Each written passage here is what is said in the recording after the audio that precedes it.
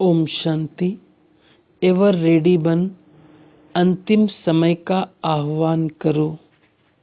24/6/72। अपने को बाप समान समझते हो? बाप समान स्थिति के समीप अपने को अनुभव करते हो? समान बनने में अब कितना अंतर बाकी रहा है? बहुत अंतर है व थोड़ा। लक्ष्य तो सभी का ये है कि बाप समान बने, और बाप का लक्ष्य है कि बच्चे बाप से भी ऊंचे बने। अब प्रैक्टिकल में क्या है? बाप के समान सामना करने की शक्ति नहीं आई है। नंबरवार पुरुषार्थ अनुसार अंतर है। किसका अंतर, किसका कितना है? सभी का एक समान नहीं है। 50% अंतर तो बहुत है। इसको कितने समय में मिटाएंगे? अब तक बाप और बच्चों में इतना अंतर क्यों? अपने को एवर रेडी समझते हो ना? तो एवर रेडी का अर्थ क्या है? एवर रेडी सदा समय का आह्वान करते हैं। तो जो एवर रेडी होता है वो आह्वान करते हुए अपने को सदा तैयार भी रखते हैं। अंतिम समय का सामना करने के लिए अब तैयार होना है। अगर समय आ जाए तो 50% समानता की प्राप्ति क्या होगी? एवर रेडी अर्थात सदा अंतिम समय के लिए अपने को सर्वगुण संपन्न बनाने वाला। संपन्न तो होना है न, गायन भी है। सर्वगुण संपन्न बनाने वाला संपन्न तो होना है न, गायन भी है। सर्वगुण संपन्न 16 कला संपूर्ण। तो एवर रेडी अर्थात संपन्न स्टेज ऐसा प्रैक्टिकल में हो जो सिर्फ एक कदम उठाने की देरी हो। एक कदम उठाने में कितना समय लगता है? इतना सिर्फ अंतर होना चाहिए। इसको कहेंगे 1-2%। कहाँ 1-2%, कहाँ 50% फर्क हुआ ना? ऐसा एवर रेडी व सर्वगुण संपन्न बाप के समान बनने के लिए बाप दादा द्वारा मुख्य 3 चीजें हरेक को मिली हुई है। उन तीनों की प्राप्ति है तो बाप समान बनने में कोई देरी नहीं लगती। वो 3 चीजें कौन सी बाप ने दी है? श्रीमत, समर्पण और सेवा। ये तो चलने व करने की बातें सुनाई, लेकिन देते क्या हैं? सेवा भी कर सकते हो, समर्पण भी हो सकते हो, लेकिन किसके आधार से? जन्म तो लिया, लेकिन दिया क्या? वर्षे में भी मुख्य क्या देते हैं? हर एक ने बताया। भले रहस्य तो आ जाता है, सिर्फ स्पष्ट करने के लिए भिन्न रूप से सुनाया जाता है।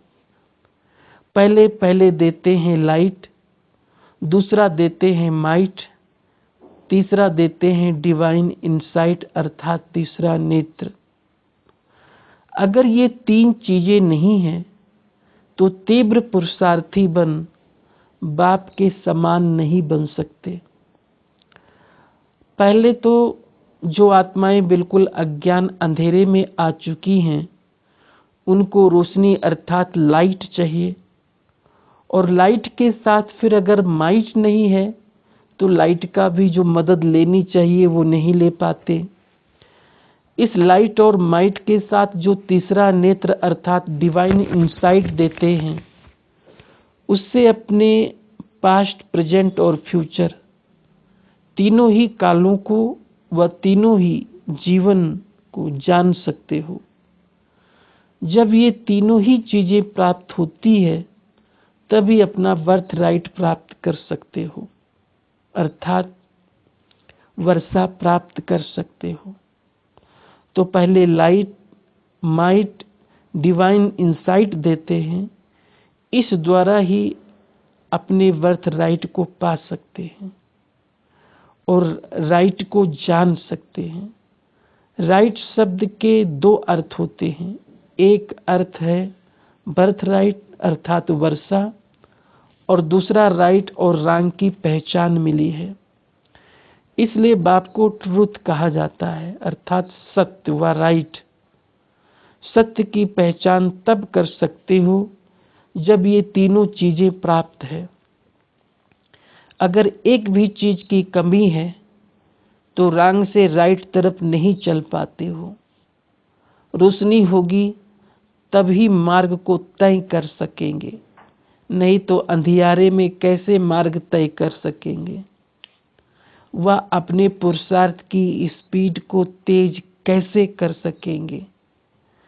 जैसे देखो, इस पुरानी दुनिया में जब ब्लैक आउट होता है तो स्पीड को ढीला कर देते हैं, तेज स्पीड अलाउ नहीं करते हैं क्योंकि एक्सीडेंट होने का डर रहता है।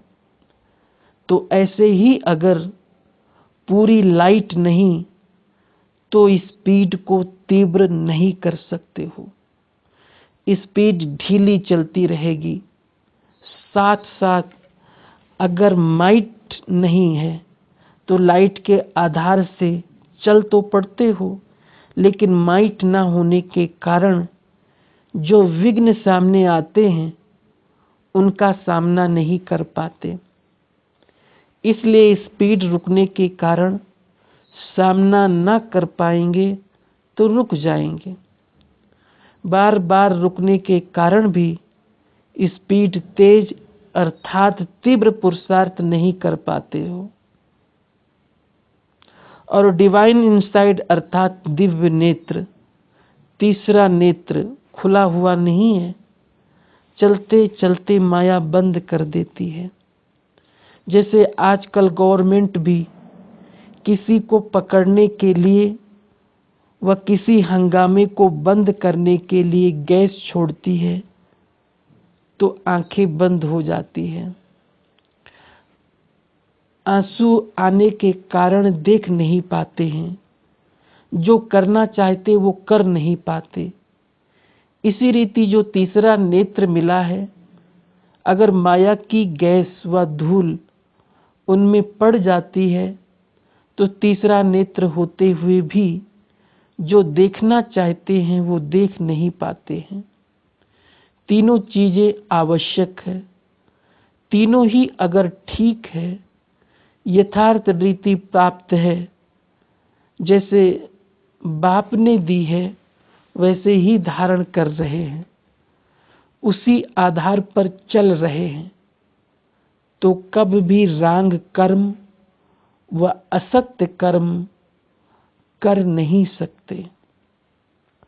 सदा राइट तरफ जाएंगे, रांग हो ही नहीं सकता, क्योंकि तीसरे नेत्र द्वारा राइट रांग जान लेते हैं।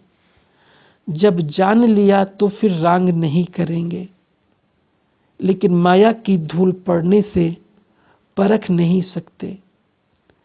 इसलिए राइट को छोड़ रांग की तरफ चले जाते हैं। तो कब भी कोई रांग व असत्य कर्म होता है, वह संकल्प भी उत्पन्न होता है, वह असत्य शब्द निकलता है, तो समझना चाहिए कि इन तीनों चीजों में से किसी चीज की कमी हो गई है, इसलिए जजमेंट नहीं कर पाते हैं। और जब तक रंग राइट को नहीं जानते हो तो संपूर्ण बर्थ राइट भी नहीं ले सकते। राइट कर्म से संपूर्ण बर्थ राइट मिलता है। अगर राइट कर्म नहीं है, कब राइट कब रंग होता है, तो बर्थ राइट भी संपूर्ण नहीं मिलेगा। जितना राइट संकल्प और कर्म करने में कमी होगी, उतनी ही बर्थ राइट लेने में भी कमी होगी। तो ये तीनों प्राप्ति सदा कायम रहे। इसके लिए मुख्य किस बात का अटेंशन रहना चाहिए, जो बहुत सहज है और सभी कर सकते हैं। रिवाइज कोर्स में भी वही सहज युक्ति बार बार रिवाइज हो रही है। रिवाइज कोर्स अटेंशन से सुनते हो, पढ़ते हो, ऐसे तो नहीं समझते हो जानी जाननहार हो गए। जानी जाननहार अपने को समझकर रिवाइज कोर्स को हल्का तो नहीं छोड़ देते हो। आज पेपर लेते हैं, ऐसा कौन है जो एक दिन भी रिवाइज कोर्स की मुरली मिस नहीं करते हैं, वह धारणा में अटेंशन नहीं देते हैं। वो हाथ उठाए। कहाँ आने जाने में जो मुरली मिस करते हो, वह पढ़ते हो, वह मिस हो जाती है, ऐसे तो नहीं समझते हो। अब नॉलेज को जान ही चुके हो, भल जान चुके हो, लेकिन अभी बहुत कुछ जानने को रह गया है। जो अच्छी तरह से रिवाइज कोर्स को रिवाइज करते हैं, वो स्वयं भी ऐसा अनुभव करते हैं। वो रिवाइज कोर्स करते भी पुराना लगता व नया लगता है नयों के लिए। तो कई बातें होंगी, लेकिन जो पुराने हैं वो फिर से रिवाइज कोर्स से क्या अनुभव करते हैं, नया लगता है। क्योंकि ड्रामा अनुसार रिवाइज क्यों हुआ, ये भी ड्रामा की नूद थी। रिवाइज क्यों कराया जाता है, अटेंशन कम हो जाती है, स्मृति कम होती है, तो बार बार रिवाइज कराया जाता है। तो ये भी रिवाइज इसलिए हो रहा है क्योंकि अभी प्रैक्टिकल में नहीं आए हो। जितना सुना है, जितना सुनाते हो, उतनी प्रैक्टिकल में पावर नहीं भरी है। इसलिए पावरफुल बनाने के लिए फिर से ये कोर्स चल रहा है। पुरानों को पावरफुल बनाने के लिए और नयों को पावरफुल बनाने के साथ साथ अपना हक पूरा मिलने के कारण भी ये रिवाइज कोर्स चल रहा है। तो अब इस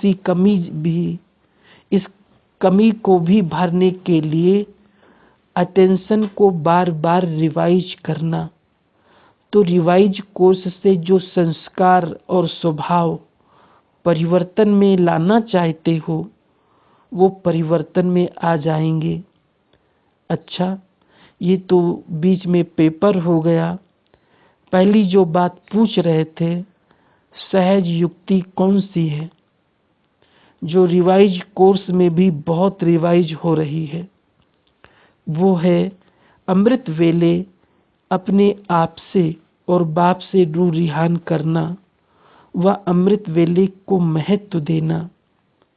जैसा नाम कहते हो वैसे ही उस वेला को भी वरदान मिला हुआ है। कोई भी श्रेष्ठ कर्म करते हो तो आज तक के यादगार में भी वेला देखते हो ना। यहाँ भी पुरुषार्थ के लिए, सहज प्राप्ति के लिए सबसे अच्छी वेला कौन सी है? अमृत वेला। अमृत वेले के समय अपनी आत्मा को अमृत से भरपूर कर देने से सारा दिन कर्म भी ऐसे होंगे जैसी वेला श्रेष्ठ, अमृत श्रेष्ठ, वैसे ही हर कर्म और संकल्प भी सारा दिन श्रेष्ठ होगा। अगर इस श्रेष्ठ वेला को साधारण रीति से चला लेते तो सारा दिन संकल्प और कर्म भी साधारण ही चलता। तो ऐसे समझना चाहिए, ये अमृत वेला सारे दिन के समय का फाउंडेशन वेला है। अगर फाउंडेशन कमजोर व साधारण डालेंगे तो ऊपर की बनावट भी ऑटोमेटिकली ऐसी होगी। इस कारण जैसे फाउंडेशन की तरफ सदैव अटेंशन दिया जाता है, वैसे सारे दिन का फाउंडेशन टाइम अमृत वेला है। उसका महत्व समझकर चलेंगे तो कर्म भी महत्व प्रमाण होंगे। इसको ब्रह्म मुहूर्त भी क्यों कहते हैं? ब्रह्म मुहूर्त है ब्रह्मा मुहूर्त है वह ब्रह्म मुहूर्त है। ब्रह्मा मुहूर्त भी राइट है क्योंकि सभी ब्रह्मा समान नए दिन का आरंभ स्थापना करते हो, वो भी राइट है। लेकिन ब्रह्म मुहूर्त का अर्थ क्या है? उस समय का वायुमंडल ऐसा होता है जो आत्मा सहज ही ब्रह्म निवासी बनने का अनुभव कर सकती है। दूसरे समय में पुरुषार्थ करके आवाज से, वायुमंडल से अपने को डिटैच करते हो या मेहनत करते हो, लेकिन उस समय इस मेहनत की आवश्यकता नहीं होती। जैसे ब्रह्म घर शांति धाम है, वैसे ही अमृत बेले के समय में भी ऑटोमेटिकली साइलेंस रहती है। साइलेंस के कारण शांत स्वरूप की स्टेज व शांति धाम निवासी बनने की स्टेज को सहज ही धारण कर सकते हो। तो जो श्रीमत मिली हुई है उसको ब्रह्म मुहूर्त के समय स्मृति में लाएंगे तो ब्रह्म मुहूर्त व अमृत वेले के समय स्मृति भी सहज आ जाएगी। देखो, पढ़ाई पढ़ने वाले भी पढ़ाई को स्मृति में रखने के लिए इसी टाइम पढ़ने की कोशिश करते हैं क्योंकि इसी समय सहज स्मृति रहती है। तो अपनी स्मृति को भी समर्थवान बनाना है, वह स्वतः स्मृति स्वरूप बनना है। तो अमृत वेले की मदद से वह श्रीमत का पालन करने से सहज ही स्मृति को समर्थिवान बना सकते हो। जैसे समय की वैल्यू है, इतनी समय को वैल्यू देते हो, वह कब नहीं देते हो।